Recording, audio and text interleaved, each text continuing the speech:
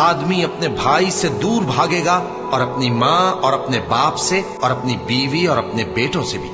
ہر شخص اس روز ایک فکر میں ہوگا جو اسے سب سے بے نیاز کر دے گی۔ اور کتنے چہرے اس روز چمک رہے ہوں گے، خنداں و شاداں یہ نیکوکار ہیں۔ اور اس روز کتنے چہرے ایسے ہوں گے جن پر گرد پڑ رہی ہوگی اور ان پر سیاہی چڑھ رہی ہوگی، یہی لوگ ہوں گے انکار کرنے والے بد کردار۔ بھلا تم کو ڈھانپ لینے والی یعنی قیامت کا حال معلوم ہوا ہے؟ اس روز بہت سے چہرے یعنی لوگ ذلیل ہوں گے، سخت محنت کرنے والے تھکے ماندے دہکتی آگ میں داخل ہوں گے۔ ان کو ایک کھولتے ہوئے چشمے کا پانی پلایا جائے گا، ایک سخت خاردار جھاڑی کے سوا ان کے لیے کوئی کھانا نہیں ہوگا جو نہ مفید غذا بنے اور نہ بھوک میں کچھ کام آئے۔ پھر جب وہ بہت بڑی آفت آئے گی، اس دن انسان جو محنت وہ کرتا رہا